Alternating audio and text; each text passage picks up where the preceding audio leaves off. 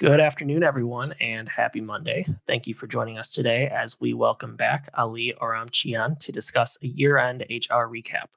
My name is Adam, Content Marketing Specialist with Schein, and I'll be your moderator. Please make sure that your volume is up and any large applications are closed on your viewing device to ensure a smooth connection. Please feel free to type questions into the Q&A section, and we will cover them at the end of the webinar as we have time. Lastly, today's webinar is presented by Schein Dental Business Institute, and no CE credits are being offered. Ali is one of the nation's leading legal authorities on topics relevant to dentists. His clients seek his advice on dental and medical practice transitions, creation of corporations and partnerships, associate contracts, employment, law matters, and so much more. Ali, it's great to have you back with us, and we're all looking forward to your presentation. Thanks, Adam. I appreciate that, and happy Monday, everyone. And I can't even believe we are in November, as I'm sure a lot of you are feeling the same way. The end of the year is fast approaching. And of course, what a year it has been for all of us. There seems to be a little bit of light at the end of this tunnel as we're approaching the end of the year.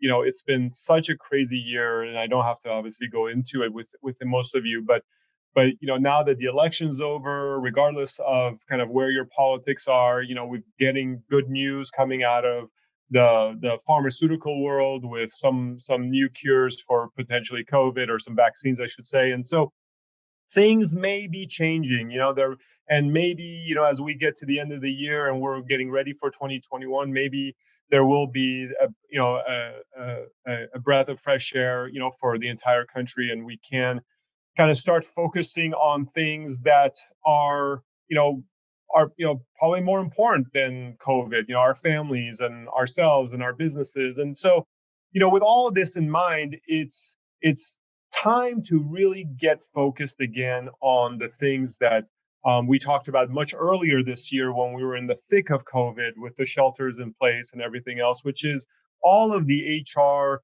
laws that are changing, all the rules that are coming into effect, some because of COVID, some because of, legislation that has been kind of staying out there, but no one, was brave enough to do anything about it. And now, with kind of everything in the country, they're kind of pushing it forward. And so there is a movement, and it's fast movement too. And what I mean by this is, as you'll see in a few minutes, there's a lot of things happening around the country when it comes to HR laws. There's a lot of things happening around the country. And some of those things are very state specific. Some of them are more national. And we're going to go through a lot of these things. But of course, there's 50 states. And so we're not going to be able to get into all the nitty gritties of every state. But I'm going to give you some samples of the most important rule changes around the country. And then I urge you to contact me, contact HR for Health, and you'll have all of this contact information at the end for your state specific questions or whatnot, because there are a lot. And we are at a time where there's kind of this dichotomy in terms of what's happening in terms of these HR laws. One is there's a lot of things that got passed this year, and if Congress comes back, and I think today they were all back, they might pass some more new regulations and maybe some more funding and things before the end of the year. And so there's a lot of things going on right now that we need to be aware of for 2020, that for those of you who aren't aware of them or have been focused on your practice or your families or whatnot, it's time to kind of focus on those. And we're going to talk about those. And then there's this sort of the second part, which is equally as important, is getting ready for 2021. And from an HR perspective, I know we're getting all ready for 2021 in different ways for different reasons, but just from an HR perspective, there's a lot of changes that are happening. And so we need to start focusing on those. And I'm going to give you some things to think about right now, some of the things that are changing that we're going to talk about. And the reason, we talk about these things is because they seem small, right? They seem small, but they are making the biggest differences in how you operate your office, how you manage your teams, and more importantly, how you provide leave to them if they get sick or a family member gets sick. And I'll give you a good example of that. The definition of close contact, which you guys have heard me talk about if you've seen any of our previous videos, has changed. And the CDC now basically has a new mandate regarding close contact. And they basically are saying that that 15 minutes that they were referring to before, where you had to be sort of, if you were spending time with somebody for 15 or more minutes, and they were within 6 feet of distance from you, that they took that as sort of one occurrence. But now what they're saying is that it could be divided. So you could spend 5 minutes with someone 3 times in any 24-hour period, and that's still considered 15 minutes. So this is very important for many dental offices because, during break time and during lunchtime, and you guys have heard me talk about the lunch times and how that can be a little bit risky in most dental practices, because that's when most of our teams take off their, put down their guard, take off their PPEs, try to relax, try to take a deep breath without their masks on. They're having lunch together. Usually, if it's around the table or something of that nature in an office, they're within that distance. And of course, they're spending more than 15 minutes together. So those kinds of rules are some of the things we're going to talk about today, because even though it seems like a small change, it does make a big difference in terms of how you manage your team, because now close contact, the definition has changed. And so if you're trying to decide if one team member, let's say, gets COVID because of something they've done outside of the office, and just so everyone knows, so far from everything I have seen, and of course I'm not looking everywhere, but all of the material we've seen, we haven't heard of anyone getting COVID in a dental practice, which is great news. But they have, there are a lot of employees around the country that we've spoken to through, clients of ours who have gotten COVID from, being out, on the weekends. They travel, they have family members, and they get exposed. And so the question is, if they don't know that they have been exposed and they come to the office and then they are within close contact, then what does that mean for your office? Do you have to shut down the office? Do you have to inform patients? Do you have to inform the other team members? So those kinds of definitions have now changed a little bit because of what the CDC recently changed. So again, a small change, what seemingly seems a small change, right, where they broke up the 15 minutes into smaller pieces, is actually a very impactful thing when we're trying to make a decision about what to do about an employee or patients or your office if someone gets it. Okay. The other thing too that some of you may not have heard is that the definition of in the FFCRA, the exemption for dental, which was so unclear before, and the Department of Labor came out and said to the ADA and others, including us, that dentists were not exempt, and then they revised the definition after a lot of pressure from organized dentistry, and now it's very clear that dentists are exempt from the FFCRA rule, which is great. And the second group that they kind of define are hygienists and dental assistants. They're exempt as well. And so the good news about that is that in many ways the FFCRA could not apply to dentists and dental hygienists and dental assistants. Now, the big caveat here is, as some of you know, don't get too happy, because again, it's all about the little differences. The states can basically come up with their own rules and not follow this guideline. And that's what's happened in many states, or I shouldn't say many states, in some states.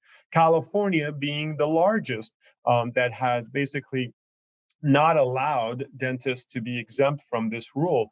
And this, causes confusion, causes stress, and causes issues, because we have a lot of clients who pick up the phone and they talk to, an HR company out of state, or they call a payroll company that's based out of their state, and they're getting this national information that's not very state specific. So again, small differences, small things that are making a huge impact on how you manage it. And why is it making a huge impact? Right? Why is it making a huge impact? It's very simple.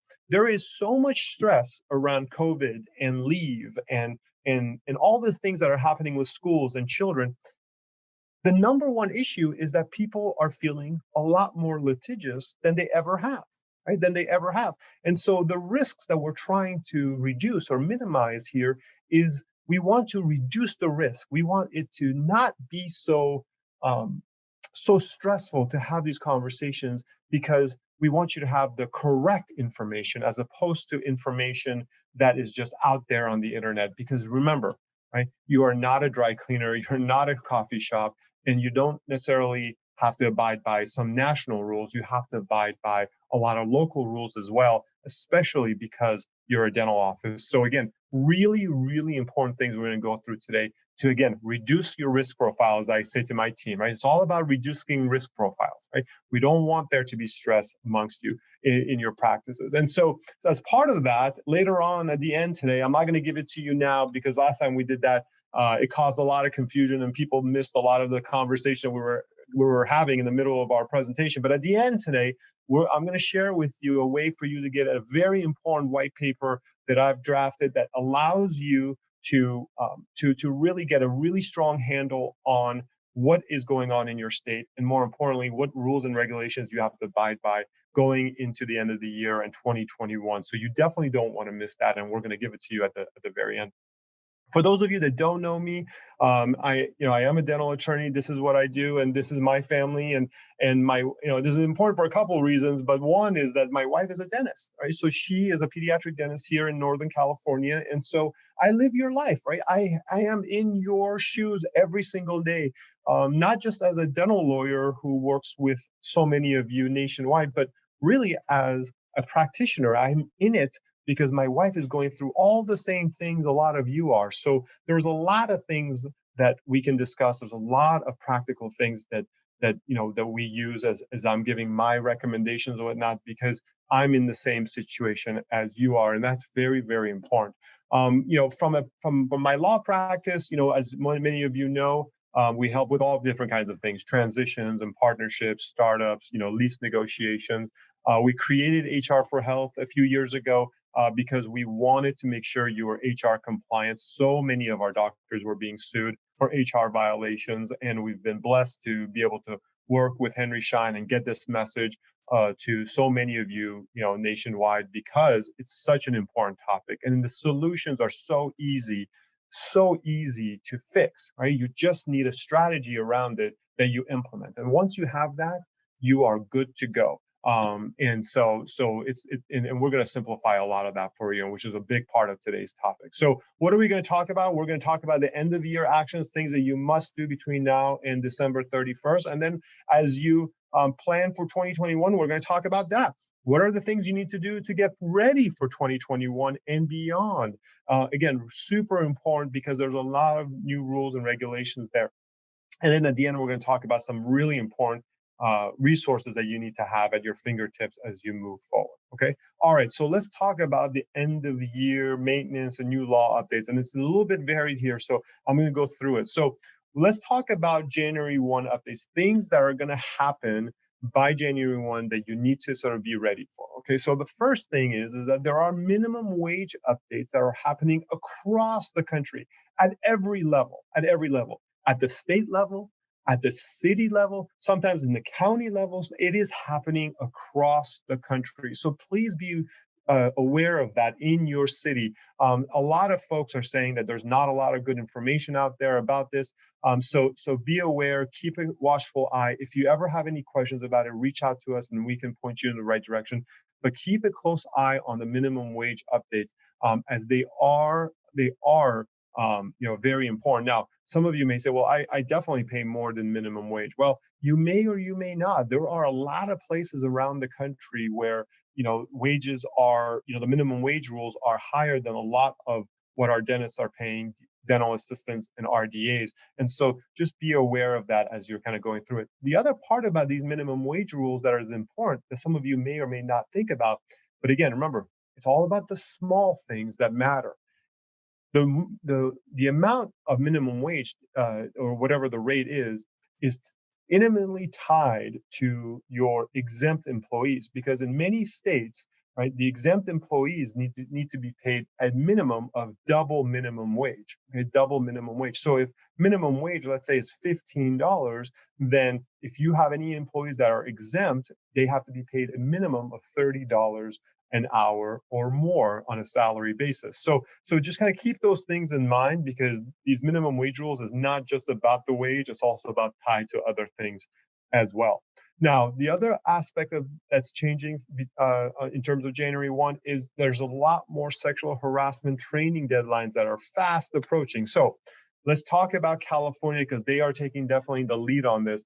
All employees, right? All employees must receive training if they're a supervisor or not by January 1, 21. Okay, so that means that by December 31st, they must all have taken the sexual harassment training courses. This is really vital that you don't miss this. Now, many of you here in California took those last year thinking that the deadline wasn't going to be pushed back. And because of COVID and other things, they did push it back. But there hasn't been any indication that they're pushing it back this year. Okay, so just kind of keep that in mind as you are thinking of this, all right? Because the sexual harassment training deadlines are coming up really, really quickly. And these are for anybody who has 5 or more employees. You need to train your supervisors and your non-supervisors. Okay. Now, Connecticut also has a deadline coming up, right? So in Connecticut, if you have 3 or more employees, right, all employees, I should say, must receive training by December 31st. And then if you have less than 3 employees, all supervisors must receive training. Okay. So most of you in Connecticut probably have more than 3 employees or 3 or more employees. And so just make sure all of your employees are trained by the end of this year. Hugely important, hugely important. Let's move to the Equal Pay Act. Okay. Now, there's a couple of states there. In Colorado, particularly, there are some rules that are coming into play that you need to be aware of. And this is becoming more and more common around the country where salary inquiries are becoming severely limited. And what that means is that if you're hiring somebody, you can't ask, right, what they earned in their previous job. Okay. Now, that's very important. You can't ask what they earn. Now, you can give them a range of what you're paying, and that's okay, and whatnot. And you can ask them what they're expecting and what they would like to be paid, but you cannot ask what they earned in their previous job. Okay, again, really important, really important. And the reason is what they're trying to avoid is they're trying to avoid any discrimination or retaliation against someone simply because of their salary. And so they have changed this. Now, this is in Colorado. But there's a lot of other states, California and others, who follow this as well. Okay, that follow this as well. So just kind of be ready for that. If you are going to post a job, what I would say is it's important to post the range of the pay, right? Instead of saying depending on experience, post the range of the pay, benefits and other compensation as well. I think that would be very helpful. Okay, now. In California, for those in California, there's injury and illness prevention rules. It's called the IIP rules. They've existed for a long time under HIPAA rules, but the IIPP rules regarding now beginning 1/1/21 is that all employers must provide employees access to their documentation once they have received a request for an injury. Okay, so what that means is that it doesn't have to be necessarily just a workers' comp issue, but if it is a workers' comp, of course you have to provide workers' comp insurance. You have to have workers' comp insurance. You have to provide the paperwork.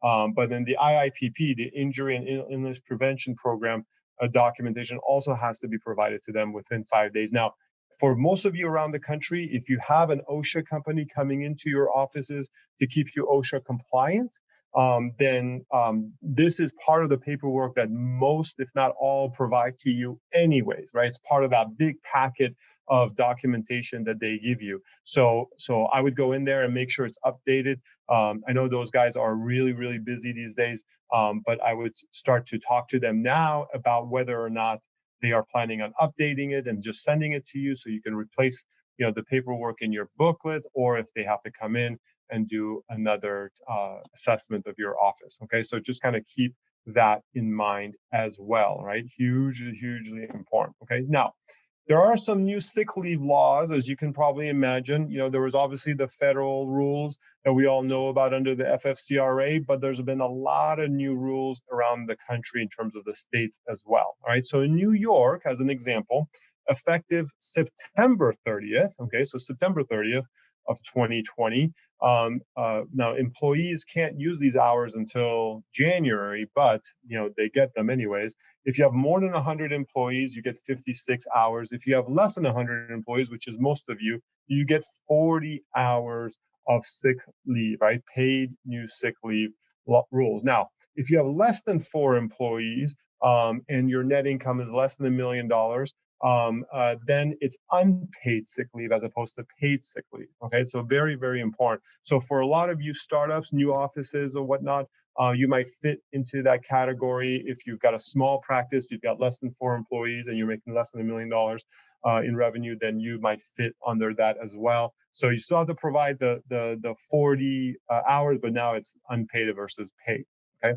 Now in Colorado, if you have 16 or more employees, effective 1/1/21, you've got to provide 48 hours of paid sick time. If you have less than 16 employees in Colorado, then it's starting in 22, January 1st, 22, you have 48 hours of sick time that you have to provide. Now, one of the things I want to mention to you, and this is slightly different in every state, but pretty much the same rules apply, which is that if you own multiple businesses, now it could be multiple dental practices under different corporations. It could be that you are a majority owner in one business and you also own dental practices. But basically, all of your businesses where you're a majority owner in must be combined. Okay, must be combined in terms of these employee rules. So just kind of keep that in mind. Now, there are some exceptions in some states, and in your state, if you think you fall under that exception, check with us, check with your CPA or whatnot. But in most states, they combine these rules so that an employer, meaning you, can't skirt the rules by just creating a lot of corporations and only putting a couple of employees in each one of them. So for those of you who own multiple offices, this could any of these rules regarding that have employee counts becomes important. In Maine, starting in January, anybody with 11 or more employees gets 40 hours of sick time as well. And this can be actually used, this is a little bit more flexible than most other states. This can actually be used for any reason. It doesn't have to just be sick time. It can be used for any reason. They actually put that in the rules.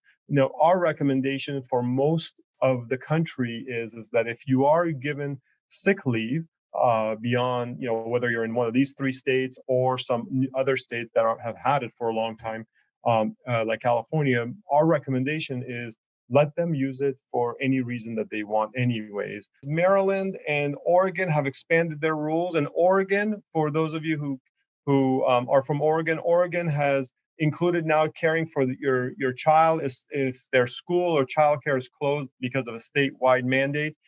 So again, really, really important. The definition of sick leave has been expanded. So important there. And then in Philadelphia, anybody who provides healthcare services or uses healthcare, in terms of their practice, must compensate those employees for lost wages if they get COVID or some other disease during a pandemic affecting the city. So again, they're trying to make this a little bit more broad.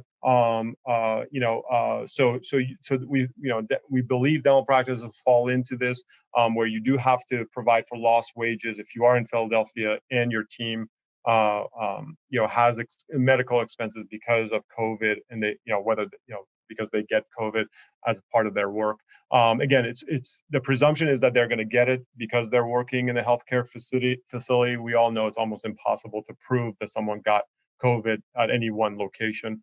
And then employees or employers with less than 15 employees, sick leave becomes paid after March of next year. So March of 21, it becomes paid. Right now, sick leave if you have less than 15 employees is unpaid, right? It's unpaid, okay? So now, why is this important? Now, obviously, these sick leave rules are very, very important, but it's also very important that you make sure it's in your employment handbook. A lot of you have older employment handbooks, so make sure you get an updated one. And again, you don't need to spend thousands and thousands of dollars getting it. HR for Health gives you one for free as part of their service, but more importantly, they update it for free every year as part of the service. So if you got it from an attorney, you don't have to go back and pay thousands of dollars to update it. Or if you got it from another entity, you don't have to spend the money to do that either. Okay. All right.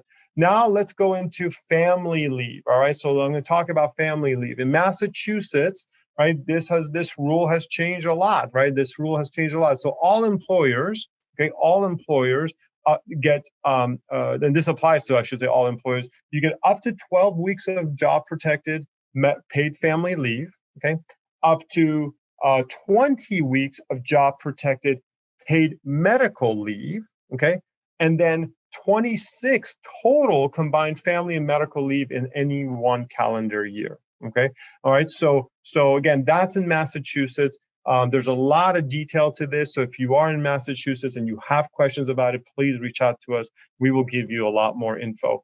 In California has probably seen the worst and most drastic change in the whole country, as there is a significant change to something called the California Family Rights Act, where any employer that has 5 or more employees gets 12 weeks of unpaid job protected leave if they're taking care of someone who is sick, right? So 12 weeks starting in January 1 for 5 or more employees. It used to be 50 or more employees, and now it's 5 employees or more. A huge, huge change. Again, there's a lot of detail to this, a lot of detail to the California CFRA or the Massachusetts PFML rules, but it's important to know these because they're going into effect in January, and you have to be ready for them. And the way you get ready for them, quite honestly, is very simply, you've got to update your manual, you've got to update your protocols now so that they're easy for you to maintain. Okay, so absolutely the case. Now, how do you prep for the new year? We've been talking a lot about the rules between now and the end of the year that you have to get ready for. So let's talk about job analysis, right? So this is a big area that we are seeing a lot of cases on these days. There's a lot of lawsuits right now happening, a lot of complaints happening. Now, it used to be that, we used to not see a lot of issues with associates in this arena, but it is happening more and more where dental associates are actually bringing up these issues of employee classifications. And the reason is that, before, if you hire somebody as an independent contractor versus a employee, then there was, everyone kind of benefited. The employer benefited by not paying taxes. The employee benefited by taking deductions they couldn't take. It was against the rules as far as the IRS is concerned, because the IRS said, most, dental associates probably would not qualify as independent contractors, but there were, a lot of practices hired their associates as independent contractors because it was, it was beneficial to everyone except the IRS. That is changing, right? This is changing now. And the reason it's changing, and the reason there's so many lawsuits and those kind of things by associates against their employers, is because when you're an independent contractor, you don't get sick time, you don't get, family leave, you don't get any of those things that an employee gets. And so if you think about what happened a few months ago when we were sheltered in place and people were, out of jobs, and your associates went home and they didn't have any production and they weren't working, it suddenly dawned on them that, being an employee is probably a better situation than being an independent contractor, even with the tax benefits. And so now we're seeing a influx of cases all of a sudden. So you have to be very careful about this designation.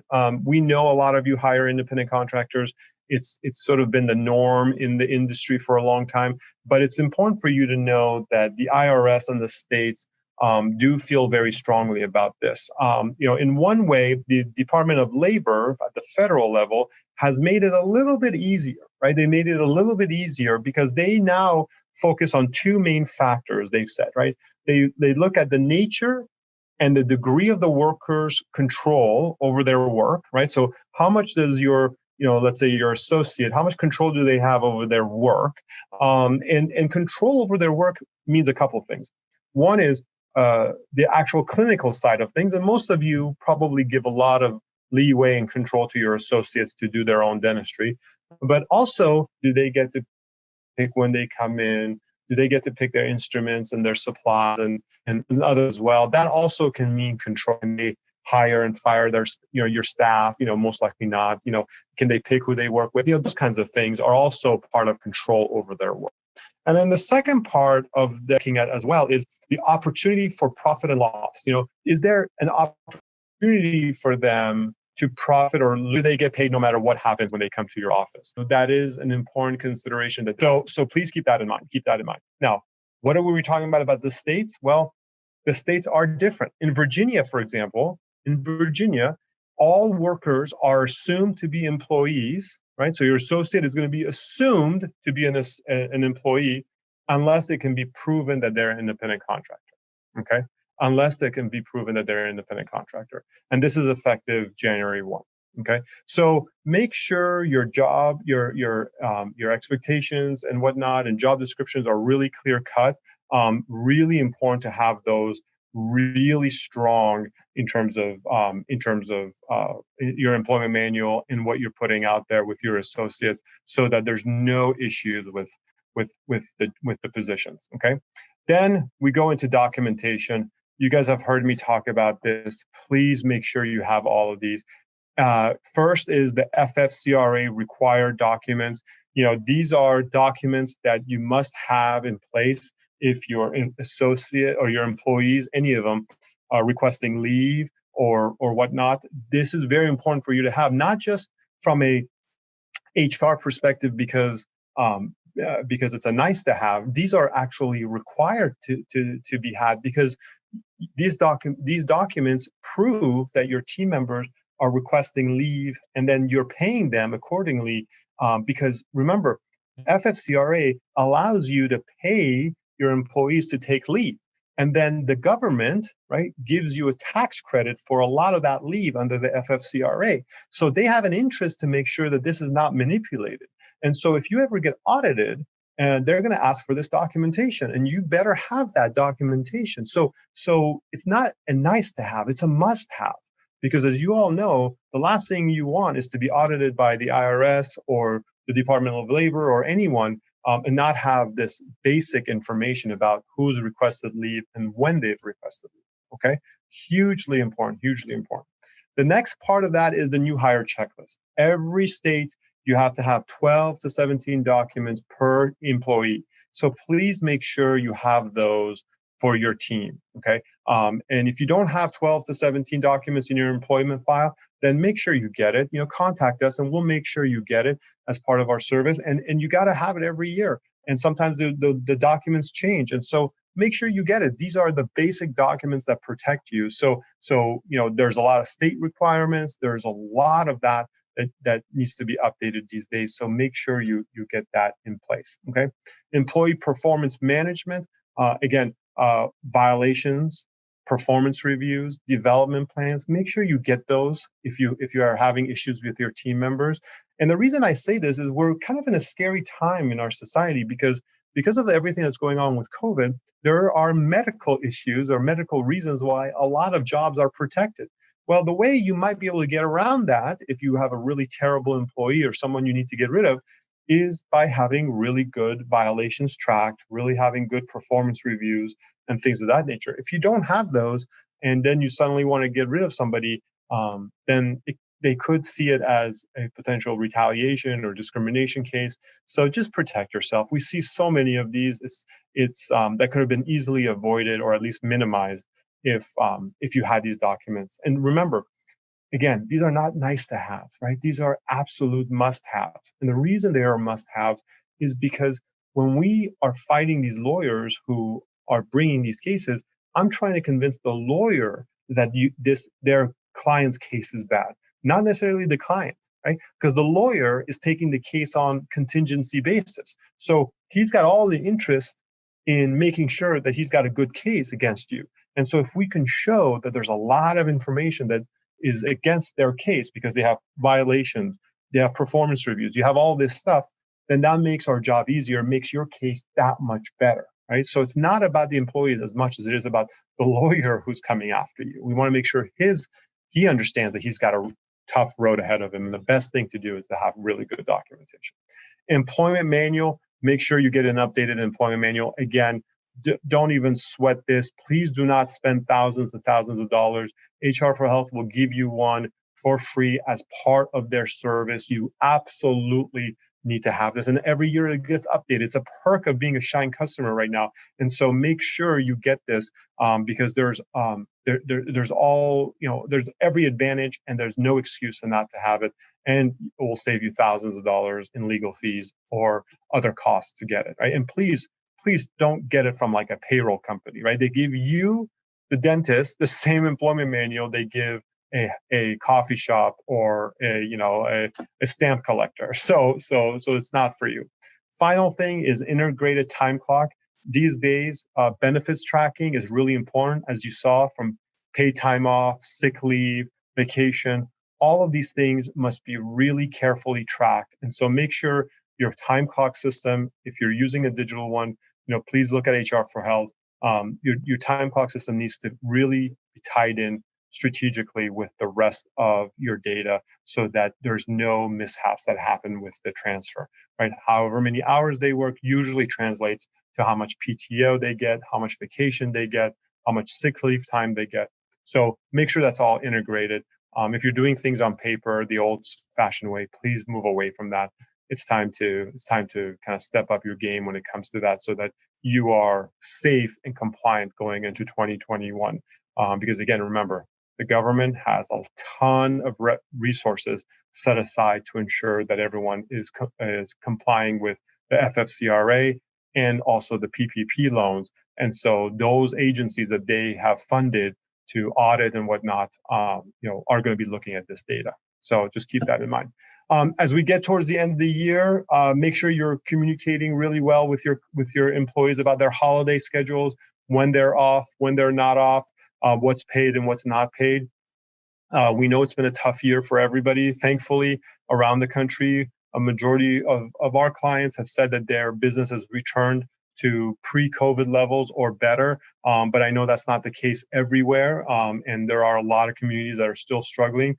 So if certain holidays are not paid, then start to get ready for that and start to make those announcements now. It might even be a little bit late, but I think if economically you truly can't afford it, it's something to mention. Again, think about the repercussions of that to morale and other things. If the business has come back, if the business is doing better than it was, reward your team and let them know how much you value them with the holidays. Again, review and update on any of your policies that you may have with your team. It's great to spend some time to go through what's coming in down the pipe. This is a good opportunity because we're approaching the end of the year to update your information. Right. So if you're not happy with your holidays, your vacation schedules, you're not happy with those things, this is the time to do it, right? Update it and talk to your team about it. Things change, and so, just like health insurance changes and whatnot, this can change as well. So take the time to look into it. Okay. Now, why is there an urgency, if you will? And the reason is, as we've gone through already, is that there are a lot of new rules coming down the pipe or have already been passed for January 1. And so it's time to fine tune your documents and make sure that you're meeting all the requirements. Okay. There are claims that a lot of lawyers want to bring for small technical violations. And so it's really, really not worth it to kind of go down that road. We're seeing a lot of wrongful termination claims and things of that nature, not giving FFCRA correctly to employees. And then the worst, which is very common, is retaliating when someone is asking for leave as well. So these kind of missteps are common, but they are avoidable. And that's what our goal is for you, is to make sure that you avoid them. So as we get to the end here, I want to really challenge you to do a couple of things, because this is really what now makes this whole presentation kind of worthwhile, is what you do next, right? I know you've gotten some information today, and then I hope it's been helpful. I know we covered a lot of different states, but the goal was really to kind of give you the information so you know what's changing. If we didn't cover your state, please reach out to us specifically and we'll give you much more info. But here's the moment of truth. Here's what's going to make the biggest difference for the end of the year and going to 21. What are you going to do next? Right? What are you going to do with all this information? And so here's what I'd like you to do is I'd like you to write down on a piece of paper or on your phone if it's close by to you, write down one thing you're going to do that you learned on today in the next 7 days. Right? It could be something as simple as I want to get the FFCRA documents, or I want to know what the new hire documents are, because I don't have any of them. So put that down so that we can get it to you. Then I want you to write down something you're going to do in 14 days, right? So in 2 weeks, right, as we approach Thanksgiving, what are you going to do between now and then, right? What are you going to do? And it could be something as I'm going to, get my employment manual set up with HR for Health so that I'm ready to go December 31st. I'm going to make sure that I update my policy. It could be anything you've learned. And then finally, what are you going to do in the next 21 days, right? What are you going to do in the next 21 days? So as we get into December, what are the 3 major things you're going to accomplish? If you write down these 3 things, then the universe will help you get these things done. And as you get these things done, then you'll have some momentum to continue improving your HR matters and other business systems as you approach the end of the year. But please make sure you write these 3 things down, and then let us help you kind of get there. Your Schein FFC, or your ESS, or HR for Health, or your branch manager can all point you in the right direction so that we can get your things done for you. There's a reason there's an army of people at HR for Health and Henry Schein here to support you, because we want you to get compliant so that you don't have to worry about HR as you get into the new year. Let's focus on your business. Let's put HR behind us. And to that effect, I've got the white paper for you that I promised, right? So the 9 most common mistakes that you can make, and then we've got a resource for the sexual harassment state rules and obligations that exist currently. We've got this for you. This is a really amazing, great document that you can use moving forward to make sure that your house is HR compliant. And if it's not, we're here to support to make sure you are. Don't be embarrassed by it. 9 out of 10 need our help to get compliant. And this is how you get it. You text the word Schein20, okay, so one word, Schein20, to that phone number. The phone number is 44222. Okay, so text the word Schein20 to that phone number. And if you just do that, it'll ask for your email, and then you'll get the document in your email immediately, and you'll be good to go. Okay? All right. If you feel free to take a picture of it with your phones or whatnot, it's there for you. Here's my info. If you need to email me, please email me. Feel free. If I am not a good resource, I will make sure somebody gets to you. If you want to learn more about HR for Health, or you want to consult with one of our amazing HR reps, please go to that link, and you can make an appointment directly on their calendar, which will make things super easy for you. So please feel free to do that. But we are here to serve you. So please reach out to us. We're happy to help in any way. I know it's a lot of information, but we want you to know that it can be broken down into pieces to make it easier. And the reality is that once you have a plan, it's easy to implement, and we'd love to show you how. So, Adam, I'd be happy to hand the baton back to you if you'd like.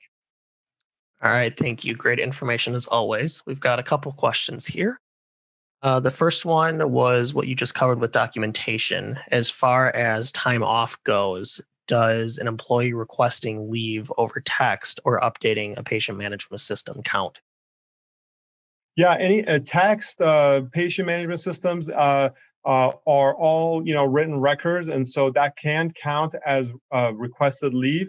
Of course, if they're doing it in those fashions, it's important to follow up with them with documentation if you need it, or if it's in your employment manual. But yes, what I always say is, be careful with text messages. If you want to screenshot them or you save them somewhere, because text messages sometimes disappear depending on your phone settings. And so it's important to make sure you have record of it. So I would say definitely. If we want to follow FFCRA, even if we are exempt and pay for COVID-related sick leave, are we allowed to take a tax deduction for those expenses?